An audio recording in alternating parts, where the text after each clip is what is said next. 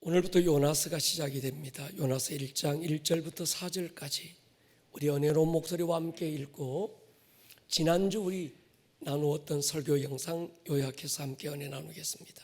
같이 읽겠습니다. 시작. 여호와의 말씀이 아미떼의 아들 요나에게 임하니라. 이르시되 너는 일어나 저 큰 성읍 니느웨로 가서 그것을 향하여 외치라. 그 악독이 내 앞에 상달되었음이니라 하시니라. 그러나 요나가 여호와의 얼굴을 피하려고 일어나 다시스로 도망하려 하여 욥바로 내려갔더니 마침 다시스로 가는 배를 만난지라.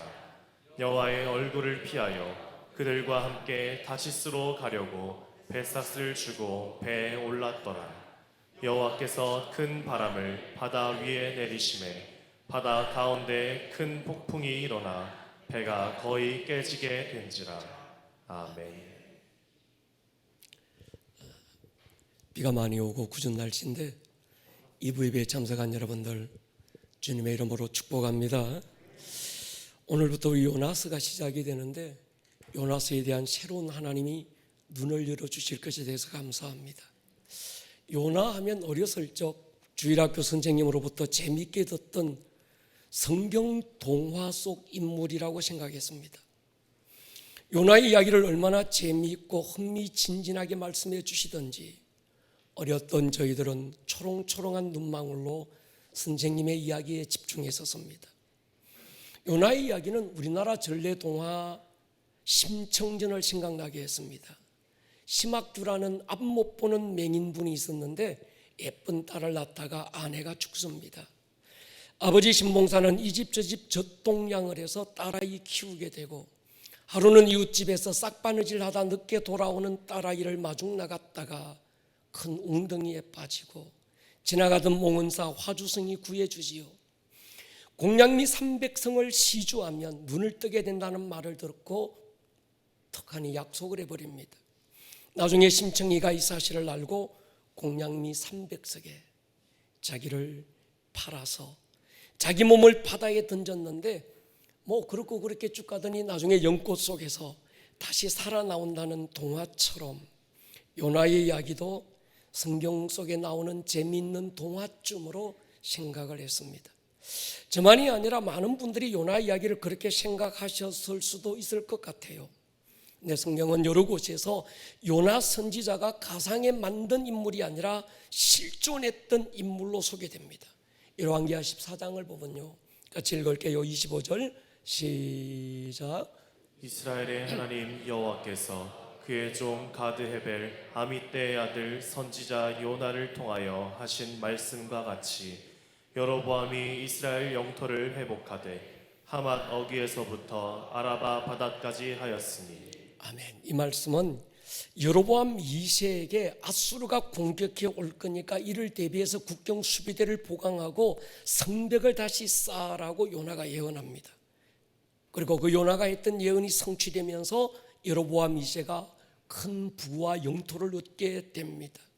여러분 신명기서를 읽어보면 어떤 선지자가 참 선지자냐 가짜 선지자를 분별할 때 그 선지자가 예언했던 예언이 성취가 되면 참 선지자고 성취되지 않으면 거짓 선지자로 구분이 됐습니다.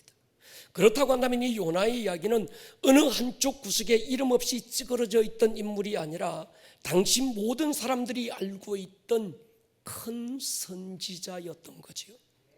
예수님도 직접 요나에 대해서 이렇게 소개합니다. 예수님이 십자가에서 죽고 사흘 만에 살아날 것에 대해서 말씀하실 때 요나의 사건을 언급하지요.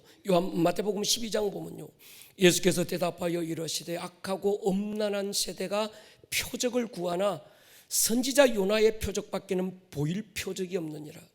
요나가 밤낮 사흘 동안 큰 물고기 뱃속에 있었던 것 같이 인자도 밤낮 사흘 동안 땅속에 있으리라. 심판 때 니느웨 사람들이 일어나 이 세대 사람을 정죄하리니 이는 그들이 요나의 전도를 듣고 회개하였음이니와 요나보다 더 큰 이가 여기 있다. 여러분, 성경의 모든 포커스는 예수님의 십자가와 부활에 있습니다. 오실 예수님, 그가 오셔서 어떤 일을 이루시고 다시 하늘로 가실 것에 대한 그 이야기가 성경 신구약 성경의 포커스라고 한다면 이 복음의 핵심되는 하나님의 아들이 인간의 몸을 입고 이 땅에 오셔서 죽고 부활하는 십자가와 부활의 사건을 얘기했던 선지자들이 꽤나 많이 있었습니다. 그리고 수많은 양들의 죽음을 통해서 그 예수님이 어떻게 죽을 것에 대한 예표와 모형으로 보여준 사건들도 있었습니다. 그런데 예수님은 자신의 십자가와 부활을 얘기할 때 다른 어떤 선지자의 이야기를 가지고 와서 언급하신 게 아니라 요나의 이야기를 언급하고 계시는 거예요. 그리고 요나의 복음을 전한 복음을 듣고도 회개했던 니느웨 성의 사람들을 이야기하면서 요나보다 훨씬 더 크신 예수님이 말씀하시는 말씀을 듣고 회개하지 않는 당시의 사람들을 심판하게 될 거라고까지 지금 얘기하고 있습니다. 또 사람들이 예수님이 찾아와서 표적을 구했을 때도 예수님이 그렇게 말씀하시잖아요. 이 악하고 음란한 세대가 표적을 구하나 요나의 표적밖에는 보여줄 표적이 없다. 신구약 성경에 보여줄 표적이 얼마나 많습니까? 하늘에 불을 떨어뜨렸던 엘리야의 이야기, 홍해를 갈랐던 모세의 이야기, 여리고성을 무너뜨렸던 이 여호수아의 이야기, 성경에 기라성 같은 많은 믿음의 사람들이 나타냈던 많은 표적들이 있는데 주님은 그 표적 말고 하나의 표적만 보여준다고 한다면 요나의 이야기를 지금 말씀하고 계시는 거죠. 결론적으로 말씀드리면 요나는 가상의 꿈에 만든 인물이 아니라 실존했던 선지자 중에 선지자였고, 오늘 이 요나서에 기록된 사건들은 사람이 만들어낸 허구가 아니라 실제로 있었던 사건이라는 것을 전제로 하고, 우리가 앞으로 몇 주간 이 요나의 이야기를 함께 나눌 때 그런 눈으로 읽고 묵상하고 들으면 오늘 나에게 말씀하시는 주님의 큰 음성이 있을 줄로 확신합니다. 요나의 핵심은 이방인에게 복음이 확산될 것에 대한 예언입니다. 그리고 자기를 괴롭히던 힘들게 했던 원수마저도 품고 용서하는 하나님의 사랑에 대한 이야기라면 요나의 이야기는 결코 작은 얘기가 아니죠. 그래서 성경이 이방인이 가장 먼저 복음을 받아들인 사건이 요나의 이야기를 통해서 지금 공개되는 겁니다. 당시 하나님은 유대인들만의 하나님이라 그들은 여겼어요. 그리고 이방인들은 짐승만도 못한 사람이라고 유대인들은 이방인들을 그렇게 여기고 있었습니다. 그런 이방인이 요나의 복음을 듣고 회개하고 하나님께 돌아왔다. 그리고 하나님은 그들을 용서하고 마지막 장 마지막 절에는 그들도 아낀다고 지금 말씀하고 있습니다. 여러분, 당시 니느웨는 유대인의 입장에서는 그냥 이방인이 아니었습니다. 자기들을 공격해서 아이벤 부녀들의 배를 가르고 산자를 머리만 내밀고 땅에 파묻어서 말려서 죽였던 원수 중에 원수였던 민족이 아시리아인데 그 아시리아의 수도가 니느웨였습니다. 아마 유대인들은 생각했을 거예요. 지옥이 있다면 가장 아랫목선 아시리아 사람들이 가야 되고 그 가운데 수도인 니느웨는 제일 많은 고통을 받아야 된다라고 생각하고 있었을 겁니다. 그런데 하나님께서 요나를 그 땅에 보내서 복음을 전해라. 사실은 요나에게 전하라고 한 건 복음이 아니었습니다. 한 줄이었어요. 40일 후에 이 성이 망한다고 해라. 설득하라는 얘기도 아니고 그들을 달리라는 얘기도 아니고 하나님께 돌이키라는 얘기도 아니고 그냥 이 사실을 전하라 한 줄이었습니다. 그런데 요나는 하나님의 마음이 느껴졌어요. 하나님의 마음은 사실 니느웨에 가서 이 하나님의 심판을 전하라고 하지만 하나님의 본 마음은 심판이 아니라 용서고 하나님은 그들도 아끼고 사랑하는 마음을 요나를 통해서 나타내고 싶었던 거예요. 제가 어느 교회, 우리 교회야 그렇지만 다른 어느 교회에 가서 어떤 설교를 전해달라고 부탁을 받고 그 교회에 가보면 하나님께서 설교를 하기 전에 제 마음 안에 이 교회가 하나님 앞에 어떤 교회인지 이 교회를 향한 하나님의 마음이 어떤 마음인지 제 안에 부어질 때가 있습니다. 그러니까 한 교회도 아니고 한 도시에 대해서 하나님께서 요나를 보내실 때 그 성에 대한 하나님의 본심이 전해지지 않았겠습니까? 제가 웬만한 선교지는 다 가본 것 같아요. 그런데 일본은 한 번도 선교지라고 생각을 안 해본 것 같습니다. 목사님들이 제게 일본 선교를 가자고 하실 때마다 제 안에 일본은 왠지 선교하면 안 될 것 같은 역사적인 선입견이 있었던 것 같아요. 민족적인 어떤 분노 말이죠. 축구를 하더라도 일본한테 지면 이건 안 되는 거예요. 요즘같이 태풍이 왔다가 일본으로 돌아갔다 왠지 기분 좋고 막 이런, 참 목사가 아직도 못난 것 같아요. 근데 요나서를 자세히 읽고 묵상해 보면 하나님께서 요나에게 니느웨 가서 전하라고 하는 메시지가 굉장히 간단합니다. 40일 후에 이 성이 망한다. 딱 한 문장으로 끝날 수 있는 이야기를 성경이 이렇게 길게 이어가고 있는 이유가 있어요. 다시 말씀드리면 요나서를 통해서 우리에게 말씀하고 싶은 것은 니느웨라고 하는 도시가 주제가 아니라 요나라고 하는 한 사람을 통해서 우리에게 전하고 싶은 메시지가 있는 겁니다. 여러분, 보통 하나님께서 어떤 선지자를 어느 도시에 보내면요, 가서 하나님의 뜻을 전해라, 하나님의 심판을 선포해라. 그러면 모든 주제는 선지자는 감추어지고 선지자가 외쳤던 그 말씀에 그 도시가, 그 사람들이 어떻게 반응하느냐에 포커스가 되어 있습니다. 근데 요나서를 읽어보면 거기에는 별로 포커스가 없습니다. 요나가 어떻게 지금 하고 있느냐가 포커스되어 있어요. 다시 말씀드리면 요나서를 통해서 우리에게 말씀하고 싶은 건 니느웨라는 도시가 아니라 요나 하나에게, 그 요나를 통해서 우리에게 전하고 싶은 주님의 분명한 메시지가 있다는 거지요. 보통 하나님께서 어떤 성경 속 인물을 우리에게 소개하실 때 그 인물을 대신할 수 있는 어떤 아이콘이 있습니다. 아브라함 하면 믿음이지요. 믿음 하면 아브라함. 이삭은 순종입니다. 솔로몬은 뭘까요? 지혜. 다윗은 예배자지요. 신약의 의심의 아이콘이 도마라고 한다면 요나의 아이콘은 뭘까요? 잘 모르겠죠. 그 요나 말고 요나를 생각해 보면 금방 합니다. 불순종인 거죠.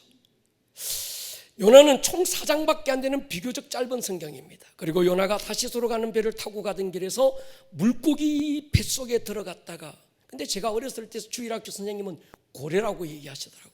아마 제일 큰 물고기가 고래고, 그때 당시 사람을 삼킬 수 있을 정도의 큰 물고기는 고래라고 생각했던 것 같아요. 근데 성경은 고래가 아니라 큰 물고기라고 소개됩니다. 거기서 사흘 동안 있다가 니느웨로 가서 40일 후에 심판이 임하게 될 거라는 이야기, 시간을 합쳐도 제가 볼 때는 많이 잡아도 2달 동안 있었던 이야기인데, 주님은 요 2달간 있었던 이 요나의 이야기를 통해서 예수님은 예수님의 십자가 사건과 부활의 사건을 연결해서 말씀하고 계시고, 또 오늘을 살아가는 우리에게 어떤 하고 싶으신 말씀이 있고 보면 요나의 이야기는 결코 짧은 게 아니죠. 그리고 요나서의 마지막 장 마지막 절은 미완성 문장으로 끝납니다. 10절 11절에 보면요, 여호와께서 이르시되 네가 수고도 아니하였고 재배도 아니하였고 하룻밤에 났다가 하룻밤에 말라버린 이 벙능쿨도 아꼈거든. 하물며 이 큰 성읍 니느웨에는 좌우를 분별하지 못하는 자가 12만여 명이요 가축도 많이 있나니. 어떻게 끝납니까? 내가 어찌 아끼지 아니하겠느냐. 여러분, 보통 일반적으로 보면 하나님께서 어떤 선지자나 개인, 왕이나 개인에게 물으실 때는 하나님이 묻고 그들은 대답을 합니다. 우리도 그러잖아요. 어느 누군가에게 물어놓고 대답하려고 하는데 돌아서서 가버리면 이건 이상하잖아요.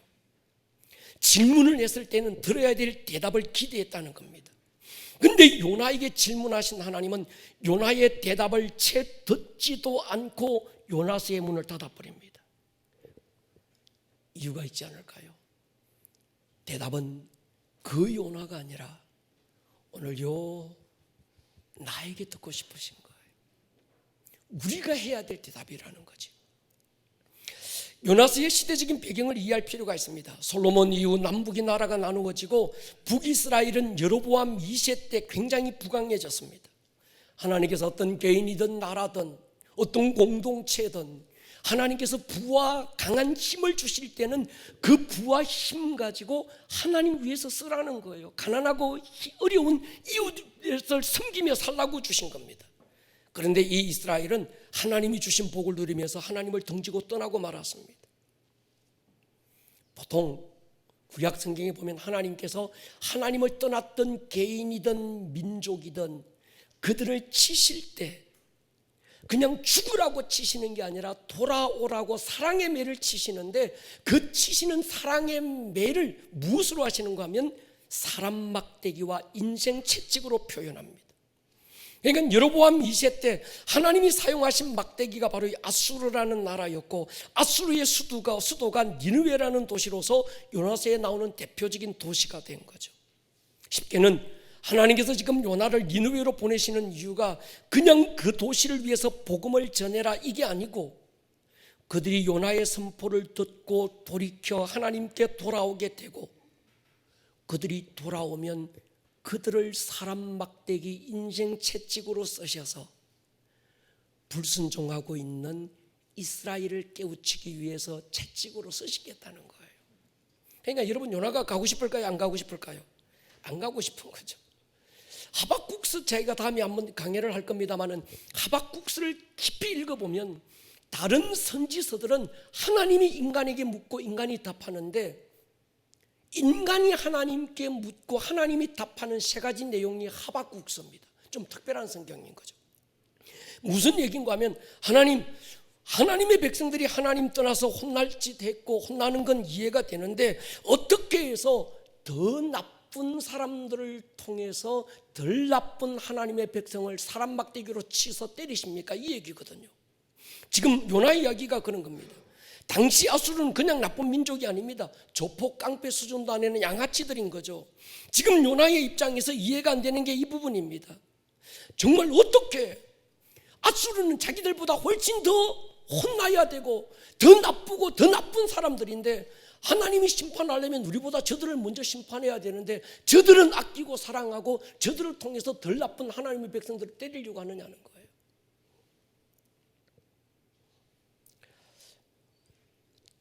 니느웨의 회복은 이스라엘의 멸망과 연결되는 것이 요나서의 시대적인 배경입니다. 요나서의 핵심은 2장 요나의 기도에 있습니다. 여러분, 우리가 가진 스마트폰으로 성경을 읽지 말고 책으로 된 성경으로 요나서 2장을 보면 1절에 요나가 물고기 뱃속에서 그 하나님 여호와께 기도하여 가로되 하면서 2절부터는 한 자씩 들여서 쓰고 있습니다. 우리가 일반적으로 그 석사나 박사 논문을 쓸 때 한 단락이 끝나고 다음 단락을 이어갈 때는 단락이 끝났다라는 것을 표시하기 위해서 한 칸을 띄우고 한 줄을 들여서 이어서 나갑니다. 히브리 문법에도 마찬가지입니다. 히브리 문법에서 들여쓰기 형식은 단순한 단락의 변화가 아니라 그 자체만으로도 예언적 선포가 있다는 걸 의미하는 거예요. 예를 들면 우리가 사무엘상 2장에 보면 한나의 노래가 나옵니다. 근데 한나의 노래도 다 한 자씩 들여쓰기로 되어 있습니다. 사무상 2장 1절에 보면요, 주의 구원이라는 말이 나오는데, 이 주의 구원이는 히브리어로 예슈아로 기록됩니다. 10절에 보면 기름 부음 받은 자의 뿔을 높이시리라 하되, 기름 부은 자는 히브리어로 메시아로 기록되어 있어요. 다시 말씀드리면 하나님은 한나의 노래가 단순히 아들 낳아서 기뻐서 노래했다, 노래로 끝나는 것이 아니라 먼 훗날 하나님의 독생자 예수와 예수 그리스도가 이 땅에 오실 것에 대한 예언적 선포가 한나의 노래 속에 있다는 걸 알려주기 위해서 한 자씩 지금 들여쓰기 하고 있는 겁니다.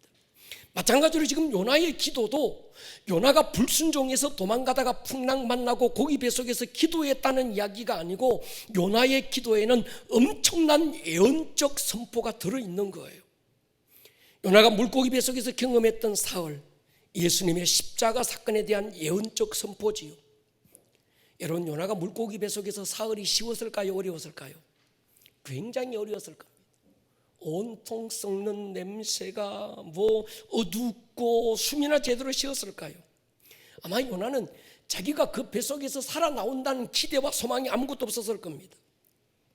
예수님의 십자가 순환을 얘기할 때 사람들이 되게 빌라도 법정에서 채찍에 맞은 것 39대 채찍에 맞고 그 온몸이 걸레 조각처럼 막 찢어진 것, 사람들한테 인격적인 모멸과 수치와 부끄러움을 당한 것, 그것만 집중하고 있는데 사실 예수님의 십자가의 순환의 가장 큰 고통은 그것보다 무덤에 계셨던 3일이었을 거예요.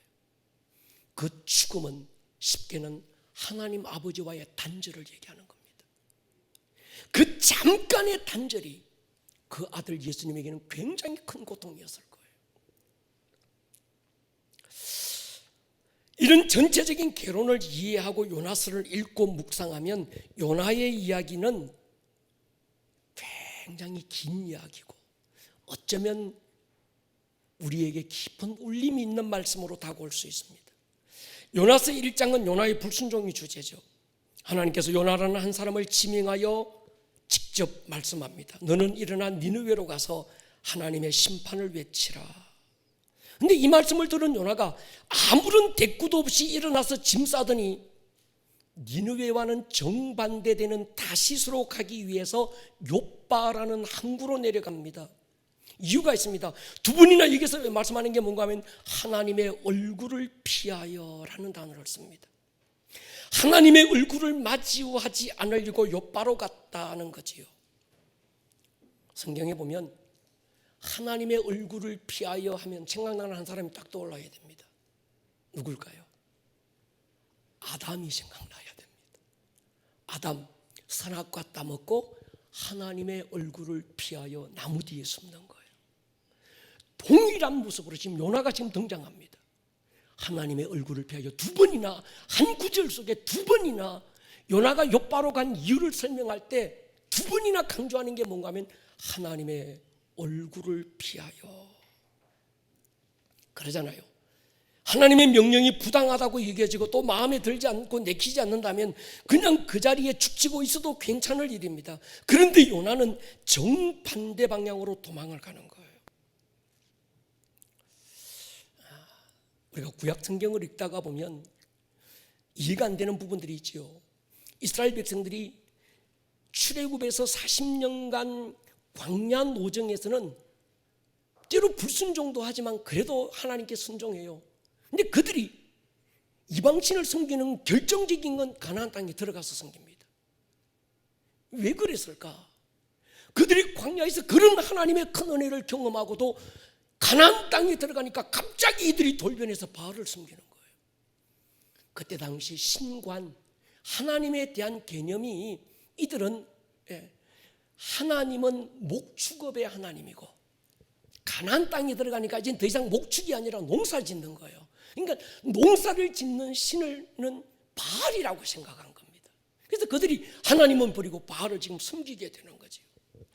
이런 편협된 하나님에 대한 인식이 요나에게도 있었을 거예요.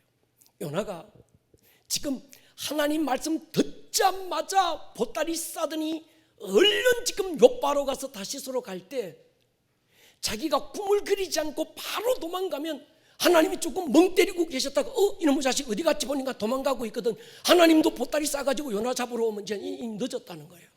그러니까 하나님이 자기를 못 쫓아올 줄 알고 지금 급하게 도망가고 있는 게 요나의 모습인 거죠. 하나님의 얼굴을 피해서. 여러분, 순종과 불순종은 가벼운 문제가 아닙니다. 한 사람의 불순종으로 온 모든 사람이 죽게 되는 거예요. 한 분 예수님의 죽음, 순종으로 모든 사람이 생명을 얻을 만큼 순종과 불순종은 생사의 문제고 죽고 사는 문제입니다.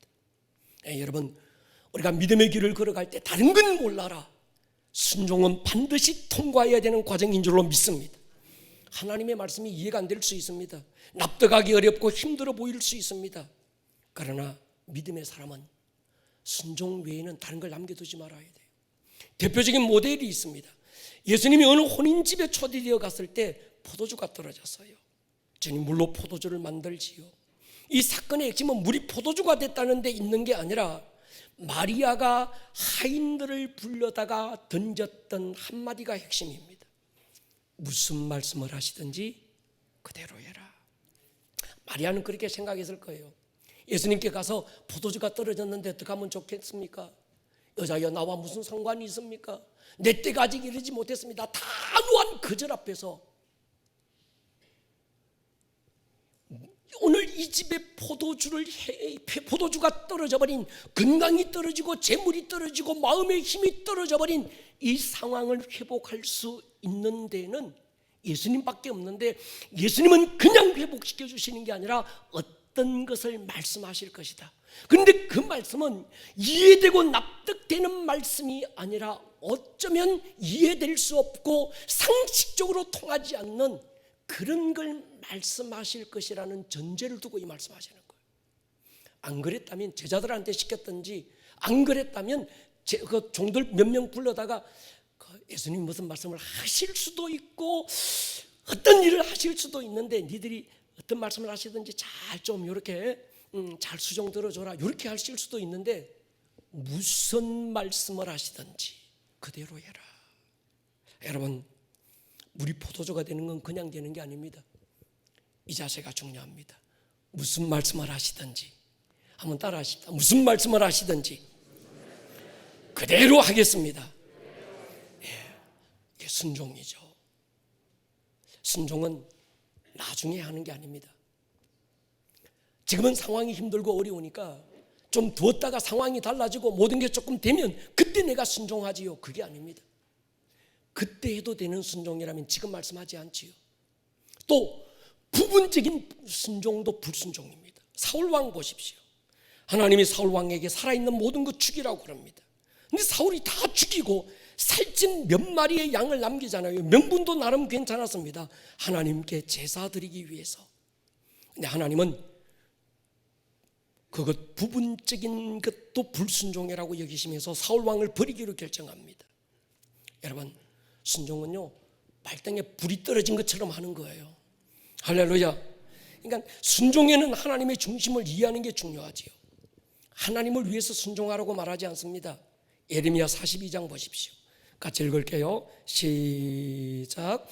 우리가 당신을 우리 하나님 여호와께 보내면 그의 목소리가 우리에게 좋든지 좋지 않든지를 막론하고 순종하려 함이라. 우리가 우리 하나님 여호와의 목소리를 순종하면 우리에게 복이 있으리이다 하니라. 아멘. 우리의 행복을 위해서 순종하라는 거예요. 때로 그게 우리에게 좋게 보일 수도 있고 안 좋게 보일 수도 있지만 내가 할 수 있는 길은 순종하는 거지. 근데 요나는 불순종합니다. 1장에서 하나님의 말씀을 듣는 즉시 순종의 자리로 가는 게 아니라 불순종의 방향으로 방향을 탑니다. 3장에서도 1장에서 마찬가지로 바다에 던져지는 고난을 당하고도 요나는 계속해서 삐져 있습니다. 입이 이만큼 불고 나와서 뭐 토라지고 괜히 짜증 부리고 하나님 앞에 대들고 이런 요나의 모습이죠. 그리고 요나서 3장 3, 4절 보십시오. 요나가 여호와의 말씀대로 일어나서 니느웨로 가니라. 니느웨는 사흘 동안 걸을 만큼 하나님 앞에 큰 성이더라. 당시 사회에서 어떤 사람 남자 장정이 걸어서 사흘 길을 가야 되는 성읍이라면 굉장히 큰 성읍입니다. 그런데 요나가 사흘 길을 가는 게 아니라 하루 가고 말아요. 그리고 막 대놓고 막 힘있게 선포하는 게 아니라 한마디 툭 하고 끝냅니다. 그리고 돌아와 버려요. 아무리 봐도 우리 같잖아요. 왜 이렇게 닮았는지. 그래서 요나가 우리가 낯설지 않는 건 뭐 여러분들은 모르겠습니다. 제 모습, 제 꼬라지 같은 거예요. 하나님이 감동 주시는데도 주님 알잖아요. 내가 지금 연약하고 피곤하고 힘들고 입술도 부르터지고 다음에 하지요. 계속. 여러분, 불순종을 작게 여기지 마십시오. 성령님께서 여러분 안에 주시는 작은 감동을 무시하지 마십시오. 때로는 이해가 안 될 때도 있습니다. 그걸 이해하려고 따지고 파고드는 것 똑똑한 게 아닙니다. 그렇다고 이해될 때까지 기다려도 안 됩니다. 그때는 이미 늦습니다. 믿고 순종하고 가다 보면 이해가 되고, 할렐루야, 그것이 나의 행복을 위한 하나님의 말씀이었음을 깨닫게 되는 거지요. 제가 막연하니까 구체적으로 좀 여러분들이 아시기 위해서 지도를 준비했습니다. 요나가 지금 예루살렘 바로 옆에 욥바, 저와 함께 이스라엘을 다니신 분들은 그 욥바가 어딘지 아실 거예요. 그 욥바 항구에서 지금 스페인 저 끝쪽에 있는 다스시온이라고 하는 곳으로 가려고 1200마일이나 떨어진 곳에 가려고 지금 욥바 항구로 내려간 거예요. 니느웨는 어디 있는 거야? 정반대 방향에 있는 거죠. 한 600마일쯤 떨어진 곳에 있는 거죠. 여러분, 이 먼 곳까지 도망가려고 작정했던 이유는 한 가지입니다. 성경은 하나님의 얼굴을 피하여. 여러분, 신앙은 하나님의 얼굴을 구하는 겁니다.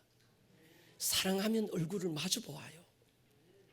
그런데 사랑이 식으면요, 고개를 돌립니다. 믿음은 하나님과 얼굴을 마주 보는 겁니다. 예배가 뭔가 하면 하나님과 얼굴을 마주 보는 거죠. 하나님의 얼굴이 뭘까? 말씀입니다. 여러분, 우리가 환상을 볼 수도 있고, 우리가 꿈속에서 주님의 어떤 그 또 다른 보여주시는 걸 들을 수도 있고 볼 수도 있습니다. 그러나 그것보다 더 중요한 게 있습니다. 가장 분명한 하나님의 얼굴은 하나님의 말씀인 거죠. 동의하십니까? 모세가 아론과 그의 자손들을 축복할 때 이렇게 축복하라고 하나님 말씀합니다. 민수기 6장 보십시오. 같이 한번 읽겠습니다. 25절 26절 시작. 여호와는 그의 얼굴을 내게 비추사 은혜 베푸시기를 원하며 여호와는 그의 얼굴을 내게로 향하여 드사 평강 주시기를 원하노라 할지니라 하라. 아멘. 축복은, 복은 환경이 아니고 하나님의 얼굴을 구하는 겁니다. 동의하십니까? 여러분, 우리 안에 하나님의 얼굴을 피하고 싶은 요나의 본능이 우리 안에도 늘 꿈틀꿈틀거리는 거예요. 하나님의 얼굴 마주 보고 싶은 그 마음도 있지만 때로 한켠에는 하나님의 뜻이 어디 있는지 자기는 알아. 그런데 그 뜻에 순종하려고 하니까 내가 너무 힘들어. 내가 손해볼 것만 같아. 그래서 우리가 점치는 거예요. 하나님의 뜻이 어디 있습니까? 요게 하나님 뜻입니까? 저게 하나님 뜻입니까? 묻는 건 몰라서 묻는 게 아니라 아는데 뜻에 순종하려고 하니까 지가 힘드니까 자꾸 이거 두 개 묻고 있는 거예요. 우리 어릴 때는 손에 침 받아 놓고 탁 튀겨서 이쪽으로 가면 하나님 뜻, 아니면 고무신 신발 탁 던져서 고무신 끝이 이쪽으로 가면 이게 하나님 뜻이고, 막 이런 점쟁이 점치듯이 우리가 신앙생활을 할 수 있다는 거예요. 여러분, 우리가 하나님의 얼굴을 피할 수 있겠습니까? 다윗 보십시오. 시편 139편에서 내가 주의 영을 떠나 어디로 가오리까? 내가 하늘에 올라가도 하나님은 거기 계시고, 새벽 날개 치며 바다 끝에 가도 하나님은 거기 계시고, 하나님은, 내가 그 하나님의 얼굴을 피할 수 있는 곳이 없더라는 거예요. 그런데 우리는 요나처럼 하나님의 얼굴을 피할 수 있다고 생각합니다.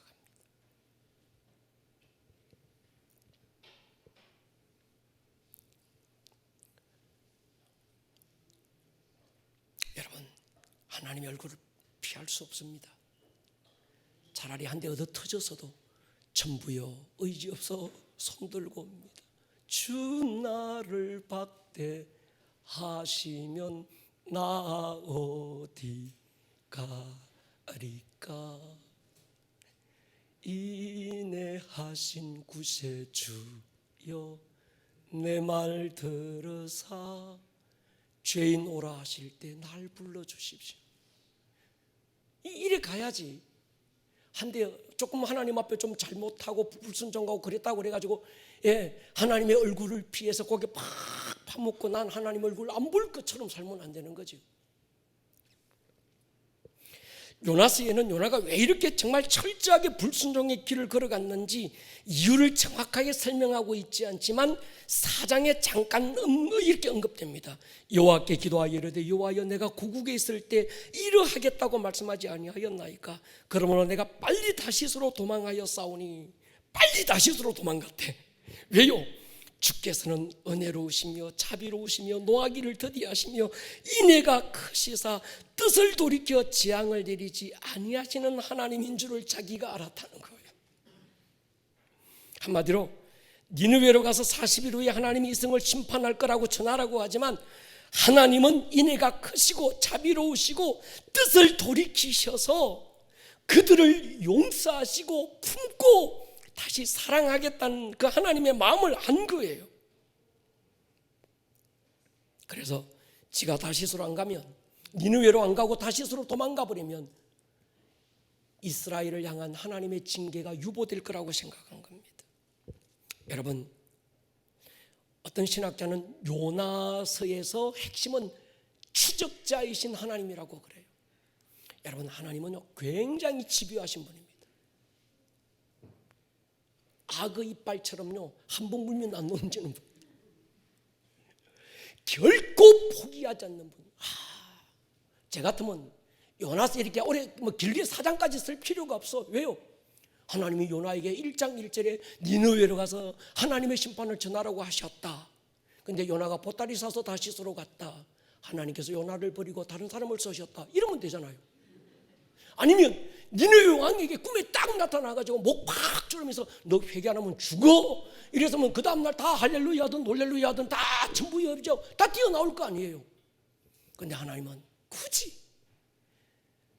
도망가는 요나, 배 흔들었다가 제비 뽑았다가 고기 뱃속에 집어넣었다가 3일 동안 죽으라고 고통받게 했다가 기어코 또다시 니느웨로 토해냈다가 거기서 박넝쿨 또 뭐쩌고 저쩌고. 여기서 말씀하고 싶은 건 요나가 주인공이 아니라 사실은 그런 요나마저도 포기하지 않고 추적하시는 하나님의 은혜를 얘기하고 싶은 거예요. 할렐루야. 하나님의 사랑이 지금 주제인 거죠. 그러니까 여러분 보십시오. 하나님의 얼굴을 우리가 피해서 도망갈 데가 없습니다. 손바닥으로 눈을 하늘을 가린다고 하늘이 가려지는 게 아닙니다. 그러니까 지금 요나서를 통해서 우리가 하고 싶은 말씀이 뭡니까? 지금이라도 돌이켜라 그 말이에요. 도망다닐 생각하지 말고 지금이라도 돌이켜라. 지금 안 돌이키면 바람이 부는 수가 있다 지금 얘기하시는 거예요.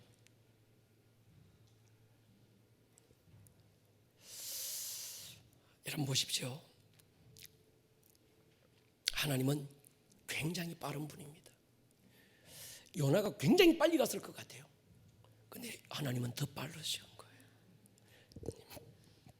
배도 준비해놓고 고기 준비해놓고 바람 다 도망가도 여러분이 아무리 빨리 도망가도 하나님보다 빨리 도망갈 수가 없어요. 그러니까 도망가려고 하지 마시고 무릎 꿇으시기 바랍니다. 근데 3절을 한번 보십시오. 요나가 다시스로 가기로 작정하고 욥바 항구로 내려갔는데 성경은 때마침 이렇게 말합니다. 다시스로 가는 배가 기다렸다는 듯이 준비되어 요나를 맞습니다. 4장 4절이 아니고 1장 4절을 얘기합니다. 3절을 얘기합니다. 여러분 보십시오.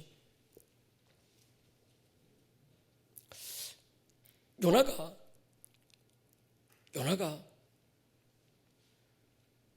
하나님의 뜻을 거스러서 반대로 가겠다고 결정하고 욥바 항구로 갔는데 때마침 다시스로 가는 배가 준비되어 있어요. 요나가 뭐라고 생각했을까요? 그 요나 말고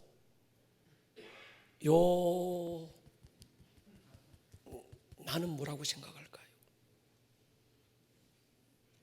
여러분 요즘처럼 하루에 한 번씩 월미도에서 어딥니까 그 가는 배가 아닙니다. 당시에는 6개월에 한 번 가는 배예요. 어쩌다가 바람 불어버리면 1년에 한 번 갈 수도 있는 배인데 하나님의 뜻을 거역하기로 결정하고 딱 왔는데 때마침 배가 있어. 여러분 뭐라고 생각할 겁니까? 야, 여호와 이래 할렐루야. 우리가 그렇게 기도할 때 있습니다. 이것이 하나님의 뜻이라면 내가 그곳에 도착할 때 하나님이 준비된 걸 보여주십시오. 하나님, 내가 지금 어떤 사람을 만나러 갑니다. 그런데 만나러 가는 길에 하나님께서 이것이 하나님의 뜻인 내게 보여주십시오. 뭔데? 그 사람이 내게 이 말을 하면 그것이 하나님의 뜻인 줄 내가 알겠습니다. 이럴 때 있어요. 하나님, 내가 지금 어떤 일을 하려고 하는데 내가 이 일에 딱 시작하려고 하는 이 타이밍에 어떤 문이 확 열려서 정부에서 규제가 팍 풀어지면, 문이 확 열리면 이것이 하나님의 뜻인 줄 알겠습니다 할 때가 있다는 거예요. 여기서 쏟는 겁니다. 이건 굉장히 중요한 얘기입니다. 열린 문은 하나님의 뜻이고 닫힌 문은 하나님의 뜻이 아닐까요? 열린 문, 닫힌 문, 상황을 통해서 하나님의 허락이냐 아니냐를 결정하는 데는 굉장히 큰 무리수가 따릅니다. 하나님의 뜻을 상황에서 찾으려고 하면 속을 수 있습니다. 대부분의 많은 성도님들이 여기서 속습니다. 근데 여러분, 성경을 읽어보면 하나님의 뜻인데도 닫힌 문이 있습니다. 반대로 하나님의 뜻이 아닌데도 열린 문이 있어요. 그러면 어떻게 하나님의 뜻을 분별할 수 있습니까? 이 부분을 이렇게 제가 한번 정리해 봤습니다. 평소에 하나님의 뜻이라면 무조건 순종하겠다는 사람이라면, 순종의 사람이라면 하나님이 상황을 통해서 하나님의 뜻을 보여줄 수 있습니다. 하나님은 꿈을 통해서, 환상을 통해서, 때로는 말 못하는 나귀 새끼를 통해서도 우리에게 말씀하시고 하나님의 뜻을 상황 가운데 열어주기도 합니다. 그러나 누구에게만 하나님이 무슨 말씀을 내게 하시든지 나 순종할 것입니다, 과거에도 순종해왔고 지금도 순종하고 있고 앞으로도 순종하겠다는 순종의 사람이라면 그럴 수 있습니다. 그런데 평소에 순종보다는 불순종이 더 많고 인간적인 생각이 더 많은 사람이 자기의 욕심을 가지고 하나님의 뜻을 포장하기 위해서 열린 문, 닫힌 문으로 하나님의 뜻을 찾는다면 틀림없이 마귀가 여러분을 속일 겁니다. 아브라함과 조카 롯을 보십시오. 두 가지 길이 놓였습니다. 하나는 기름진 땅, 열린 문입니다. 또 하나는 거칠고 메마른 땅, 광야, 닫힌 문입니다. 어느 길로 가는 것이 하나님의 뜻인지 모르겠지만 하나의 길을 선택하라고 합니다. 여러분이 생각할 때 어느 길이 하나님의 뜻일까요? 우리가 성경을 읽고 있고 다 결론을 알고 있어서 어느 길이 하나님의 뜻이라는 걸 알고 있지만, 그러나 당시에 그 롯이 입장에서 보면 하나님의 뜻을 뭘로 찾아야 될까요? 상황적으로 보면 기름지고 좋은 땅 소돔과 고모라가 그 길이 하나님의 뜻처럼 보일 수 있습니다. 게다가 삼촌 아브라함이 가위바위보로 결정하자는 것도 아니고 먼저 선택권을 주는 걸로 봐서 롯의 입장에서는 하나님이 아브라함 삼촌을 감동하셔서 내게 이렇게 선택권을 주셨구나 생각할 수도 있습니다. 여러분, 하나님의 뜻은 상황이 아니라 누구에게 있습니다. 내가 순종의 사람이 되는 것이 하나님의 뜻입니다. 아멘 하십시다. 아브라함처럼 어떤 경우에도 순종하기로 결정한 사람이라면 거칠고 메마른 광야를 선택해서도 그 광야를 길을 만드실 거예요. 사막에 강을 내실 겁니다. 내 욕심으로 하나님의 뜻을 포장하면 속을 수 있습니다. 베드로가 하루 종일 수고했습니다. 그날따라 물고기 한 마리도 잡지 못했습니다. 모든 상황이 닫히고 절망이었습니다. 그런데 그 닫힌 문이 예수님께로 인도하는 문이라는 사실을 그때는 몰랐습니다. 상황이 속지 마십시오. 어떤 길은 열린 것 같은데 끝이 닫힌 길이 있습니다. 모든 여건들이 딱 들어맞습니다. 신기하게 여길 정도로 모든 조건들이 딱 들어맞아요. 그런데 결과는 소돔과 고모라의 길일 수 있습니다. 어떤 건요, 다친 것 같아요. 목사님, 안 돼도 이렇게 안 될 수가 있을까요? 목사님, 내가요 한 해 이태가 아니고 지금껏 순종하며 살았습니다. 그리고 앞으로도 나는 순종의 사람이고 절대 충성의 사람인데 어떻게 이렇게 안 되고 더 안 되고 더 안 될 수 있습니까? 한 파도 겨우 넘었다 싶은데 또 다른 파도가 한 산 겨우겨우 넘었다 싶은데 또 다른 산들이 산맥처럼 우리 앞을 가로막아서 어쩌면 이렇게 가로막힐 수 있을까요? 근데 그 길의 끝에 그 길이 열린 대로로 가는 또 하나의 통로일 수도 있습니다. 사랑하는 여러분, 모세가 하나님의 백성들을 이끌고 하나님의 뜻에 순종해서 가나안 땅으로 갑니다.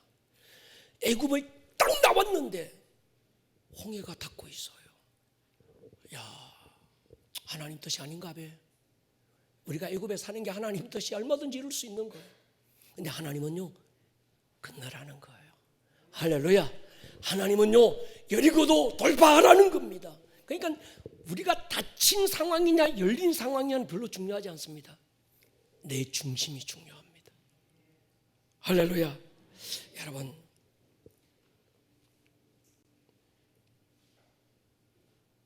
하나님은 요나서의 서두 개론을 통해서 우리에게 들려오는 주님의 음성이 있습니다. 너는 지금 어떤 사람이니? 그 요나 말고 나는 어떤 사람이냐? 무슨 말씀을 하시든지 그대로 하자. 순종의 사람이냐 아니냐를 묻고 계신 거예요. 상황을 얘기하는 게 아닙니다. 여러분의 상황은 닫혀 있을 수도 있고 힘들고 어려워 보일 수도 있고 어쩌면 때마침 다시스로 가는 배가 준비된 것처럼 그럴 수 있어요. 그게 아니라, 상황이 아니라 주님은 나를 보시는 거예요. 너 어떤 사람이니? 작은 감동에도 나는 순종밖에 몰라요. 나는요 이렇게 사는 길밖에 모릅니다. 나는 하나님 이렇게 사는 것만 배웠고 이렇게 사는 길 외에 다른 길은 난 모릅니다. 순종의 길입니다. 깨닫고 붙잡혀 순종하고 나가는 이 발걸음을 통해서 하나님이 하나님 되심을 보여주십시오. 이게 요나서 1장 1절 2절 3절을 통해서 우리에게 주고 싶으신 주님의 메시지인 거예요. 머리를 한번 숙여 보십시다.